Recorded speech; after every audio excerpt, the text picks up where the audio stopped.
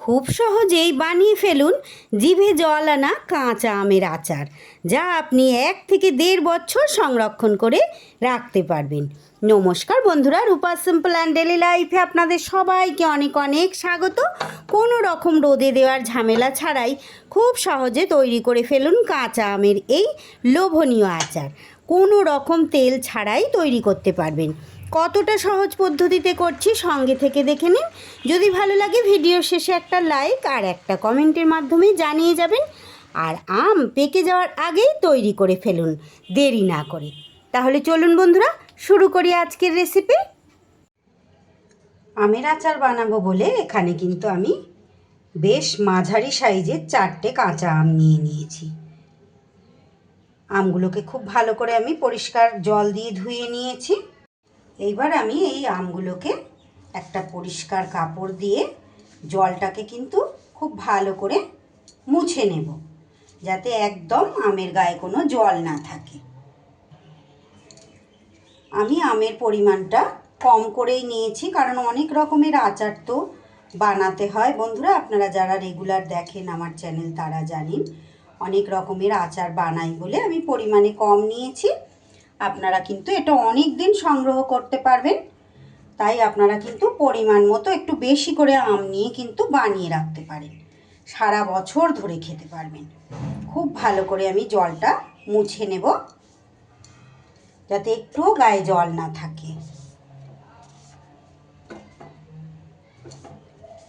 খুব ভালো করে আমি জলটা মুছে নিয়েছি। এবার আমি আমগুলোকে ছাড়িয়ে কেটে নেব। দেখুন বন্ধুরা, আমগুলো কিন্তু আমি কেটে নিয়ে চলে এসেছি। এইভাবে গোল গোল করে কেটেছি, খুব পাতলাও না খুব মোটাও না। দেখুন ঠিক এইভাবে।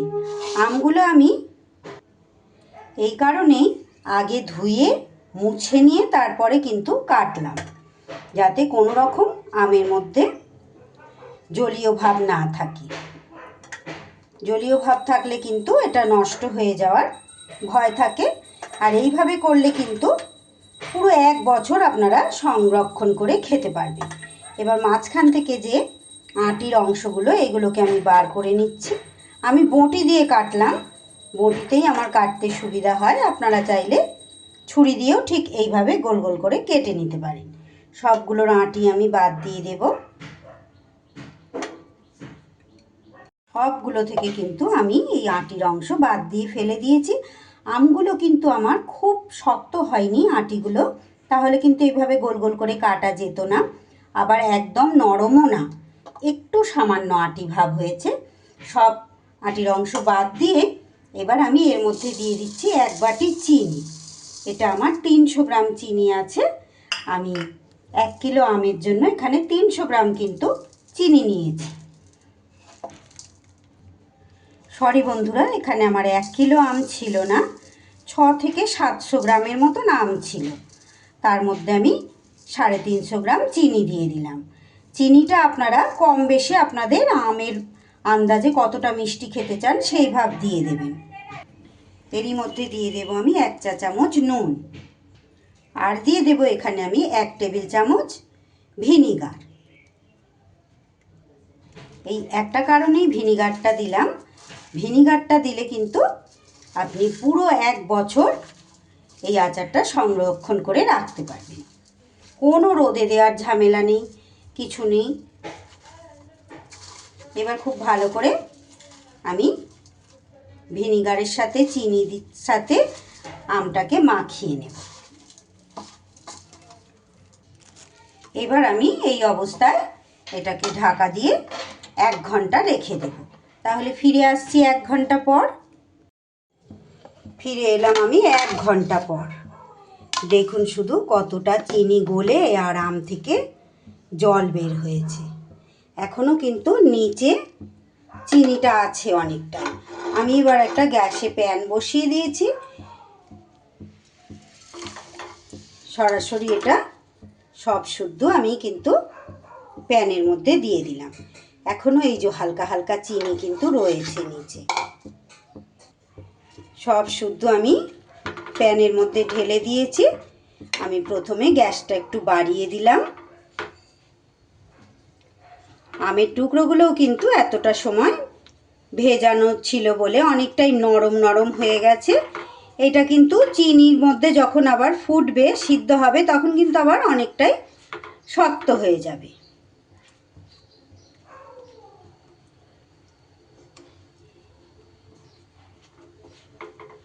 পুরোপুরি চিনিটা গলে যাবে। এবার আস্তে আস্তে এই যে ফুটে যাচ্ছে, আমি একটা ঢাকা দিয়ে দেব। ঢাকাটা আমি খুলে দিয়েছি, কত সুন্দর ফুটছে দেখুন। এবার এই পর্যায়ে আমি দিয়ে দেব সামান্য একটু কাশ্মীরি লঙ্কার গুঁড়ো কালারের জন্য, আর দিয়ে দেব খুব সামান্য একটু হলুদ গুঁড়ো। সুন্দর করে মিশিয়ে দেব। খুব বেশি নাড়াচাড়া করা যাবে না, তাহলে কিন্তু আমগুলো ভেঙে ভেঙে যাবে।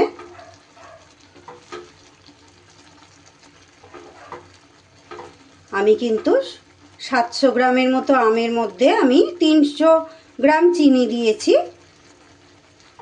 মানে প্রায় অর্ধেক অর্ধেক, 300 350 গ্রামের মতো চিনি দিয়েছি। আপনারা যদি আরও কম খেতে চান,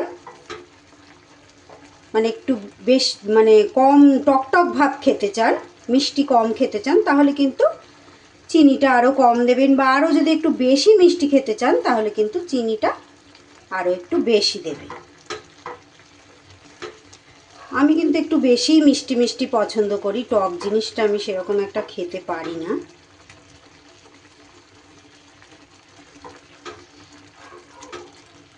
সুন্দর করে উল্টে পাল্টে যতক্ষণ না একটা মাখা মাখা ভাব হয়ে যাচ্ছে,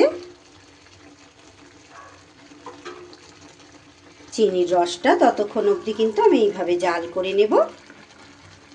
এবার আমি একটা ভাজা মশলা তৈরি করে নেব। মশলার জন্য এখানে আমি একটা প্যান বসিয়ে দিয়েছি। দিয়ে দিচ্ছি খুব সামান্য একটু গোটা জিরে, হাফ চামচেরও কম দিয়ে দিলাম আমি 5 ফোড়ন, দিয়ে দিচ্ছি 3টে শুকনো লঙ্কা, দিয়ে দিচ্ছি ওই একই পরিমাণ একটু গোটা মৌরি, আর দিয়ে দিচ্ছি ওই একই পরিমাণ হাফ চামচেরও কম একটু গোটা ধনে। এইবার সব গোটা মশলাগুলো আমি একটু শুকনো খোলায় এইভাবে ভেজে নেব, নিয়ে মিক্সিতে আধ ভাঙা করে গুঁড়িয়ে নেব। কিছুটা সময় পর আবার ফিরে এলাম। দেখুন বন্ধুরা, 3 থেকে 4 মিনিট এইভাবে কিন্তু ফুটিয়ে নিয়েছি। আমি কিন্তু এবারে গ্যাস কমিয়ে দিয়েছি। দেখতেই পাচ্ছেন অনেকটা কিন্তু চিনির যে রসটা কমে এসেছে। ঠান্ডা হলে কিন্তু এটা আরও মাখা মাখা হয়ে আসবে। এই পর্যায়ে যে মশলাটা আমি ভেজে নিলাম, সেই মশলাটা দিয়ে দেব।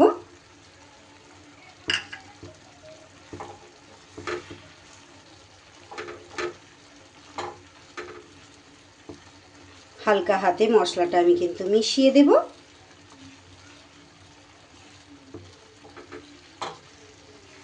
খুব বেশি নাড়াচাড়া করা যাবে না, তাহলে কিন্তু আমগুলো ঘেঁটে ঘেঁটে যেতে পারে, কারণ এখন কিন্তু আমগুলো পুরো সিদ্ধ হয়ে গেছে।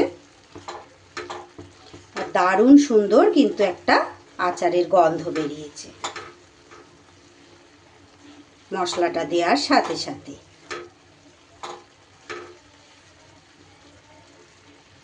আম কাঁচা থাকতে থাকতে খুব শিগগিরই কিন্তু আপনারা এই আচারের রেসিপিটা তৈরি করে ফেলুন বন্ধুরা। এতক্ষণ পর্যন্ত ধৈর্য ধরে যেসব বন্ধুরা আমার ভিডিও দেখছেন, যদি লাইক দিতে ভুলে যান প্লিজ বন্ধুরা একটা লাইক দিয়ে দেবেন। আপনাদের একটা লাইক, একটা কমেন্ট আমাকে অনেক দূর পর্যন্ত এগিয়ে নিয়ে যেতে সাহায্য করবে। আরও একটু সময় আমি কিন্তু এটা ফুটিয়ে নেব, মানে চিনির যে রসটা আরও একটু কমিয়ে নেব। যেসব বন্ধুরা প্রত্যেক দিন ধৈর্য ধরে আমার পুরো রেসিপি দেখেন, তাদের সবাইকে অসংখ্য অসংখ্য ধন্যবাদ, অনেক ভালোবাসা। আর যারা নতুন এসেছেন আজ আমার চ্যানেলে, তাদেরকেও জানাই অসংখ্য ধন্যবাদ। প্লিজ বন্ধুরা আপনারা আমার চ্যানেলটা সাবস্ক্রাইব করে আমার পাশে থেকে যান। আর পাশে থাকা বেল আইকনটা ক্লিক করে রাখুন, যাতে যে কোনো রকম নতুন ভিডিও আপলোড করলে সাথে সাথে আপনাদের কাছে নোটিফিকেশান পৌঁছে যায় আর সময় মতো আপনারা দেখে নিতে পারেন। আরও মিনিট খানেকের মতো আমি ফুটিয়ে নিলাম। দেখুন বন্ধুরা কতটা সুন্দর দেখতে হয়েছে। আমার তো তৈরি করতে করতেই যেন জিভে জল এসে যাচ্ছে, এতটাই লোভনীয়। এবার আমি গ্যাসটা বন্ধ করে দেবো, কারণ এবার যে রকম রসের এটা হয়েছে এটা কিন্তু ঠান্ডা হলে একদম মাখা মাখা ভাব একটা হয়ে যাবে। তাই আমি এবার গ্যাসটা বন্ধ করে দিচ্ছি। পুরোপুরি ঠান্ডা করে নিয়ে ফিরে এলাম। দেখুন সুন্দর, শুধু কতটা সুন্দর দেখতে লাগছে। একদম দুর্দান্ত লোভনীয় একটা আচারের রেসিপি। তাহলে আমার আজকের এই আচারের রেসিপি যদি আপনাদের ভালো লাগে অবশ্যই কিন্তু একটা লাইক আর একটা কমেন্ট করে জানিয়ে যাবেন যে কেমন লাগলো। খুব বেশি ভালো লাগলে একটা শেয়ার করে দেবেন বন্ধুরা। তাহলে আমার আজকের এই আমের রেসিপি এখানেই শেষ করছি। আম পেকে যাওয়ার আগে অবশ্যই ঝটপট আপনারা এইভাবে তৈরি করে ফেলুন আর 1 বছর ধরে সংরক্ষণ করে খান। আবার ফিরে আসবো আমি এমনই লোভনীয় নতুন কোনো রেসিপির সাথে। ততক্ষণ আপনারা সবাই খুব ভালো থাকুন, সুস্থ থাকুন।